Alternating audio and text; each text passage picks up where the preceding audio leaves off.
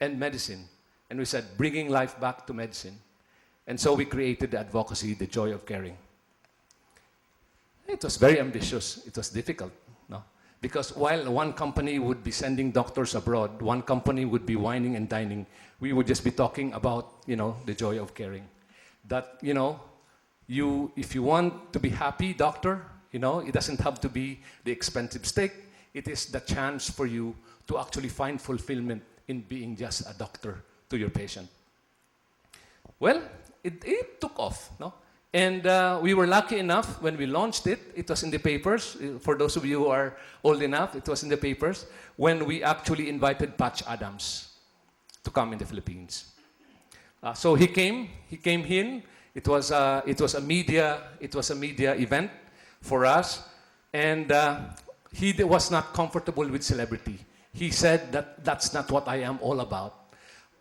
I tell you, doctors that I thought were so unethical were asking to be invited because we wanted this to be by invitation only. We could not handle it. No? So we had three sessions. We had a separate session for the medical students in the morning, and then we had a session for the doctors in Manila in the evening, and then we had another session in Cebu. And it was by invitation only. The mere fact that a lot of the doctors that I thought were not really into this wanted so much to attend, and after the session were saying, wow, this is so good, I realized that I was being judgmental. I realized that that doctors themselves, there is something good in everyone, no? And so Patch Adams was here, and I had a chance to be really close with him. That's me waving, and he's saying that, Dr. Adams, Dr. Patch Adams, the reason why they're all here is basically because they thought you're Robin Williams. But okay, so he said that, well, Hollywood, I'm very friendly with Robin Williams. He's a very funny guy, but the Hollywood just focused on the funny parts. They left out a lot of many things that I seriously stand for. He was actually a political activist, no? And he said, when we treat the disease, sometimes we win, sometimes we lose. When we treat the person, we always win. So regardless of whether the patient dies, for as long as you treat that patient as a person, you win. No? There is no way that you can be hero all the time. And so you can see how uncomfortable I am there. Because I wanted to just oppose like that. No, he said, I want to hug. But I was avoiding to hug him like that. So you can see that discomfort I have. Okay. So he said on a real hug, people, he said, should not be shy to embrace each other. So Dr. Benson this morning was saying, attacking the poverty challenge. And so we say, let's identify the poor. Who is the poor that we are going to help? The poor in material possession, well, a lot of the poor people that we see out there are actually happy people. No? The happy and resilient people. Alan Robles said, around the world, people are looking for happiness. For Filipinos, happiness is not a goal. Happiness is a tool for survival. But I think my talk is really to identify the poor in spirit. Because unless the medical profession does something drastic, we are actually losing it. We are losing it. And so I hope that we can do something in terms of medical education, in terms of how we train our residents. Poor in spirit are those unable to connect, those unable to empathize, the impoverished rich, and the overindulgent and isolated ego. A lot of us doctors in white sometimes have that sense of entitlement that we are different from you, that we are special people. And that's where the problem starts. Well, the purpose in life is to be happy and to make other people happy. And I think I have already exceeded my midlife crisis. And what I'm going to say is that at this point in life, all I am doing is search for meaning. Okay? So when we lose our center, we lose our connection. And when we lose our connection, we find ourselves separate and isolated. Isolation leads to illness, and regaining connection leads to healing.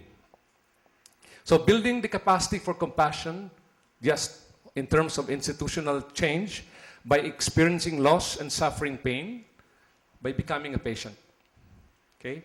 By learning to feel other people's pain. I think that's the best capacity building. You don't have to be sick though. Just experience how it is. By putting a stop to the exploitation of the poor in medical education, by this thing about charity cases and charity wards. This is institutional because the colleges, the training institutions are the ones that require this. No? By putting an end to their being victims of their circumstances. And I think one of the reasons why poverty has pervaded and has been perpetuated is because we love to be victims. By getting out of oneself and seeing oneself as simply a small part of a big whole, no more special and no less ordinary than everyone else. By putting ethics and professionalism back in the business of medicine. So, when you go to the hospital, we can run all these tests to you. You can pay, of course. And then, we see a lot of this now. Turns out to be normal. And so, we say everything is normal except the patient. Because the patient feels bad. And yet all the tests are normal. And all the patient needs is the doctor's touch. All the patient needs is actually the time of the doctor to be listened to. And I think that's where we are in Medical City. We are trying to be serious about what we do in terms of being connected to our patients by putting ourselves in the position of our patients. This is one example of a patient being seen by more than 13 doctors. And so you can imagine nightmare, right? And so because this is a specialist hospital, we have to make sure that something good gets out of this, no? By making sure that there are family conferences, by making sure that doctors are together and that the patients are actually asked about what they think and how they feel, and they are actually the ones making the decisions, no? So, I hope that the stories that the story that I have told you is something that has affected you in a positive way. Thank you very much.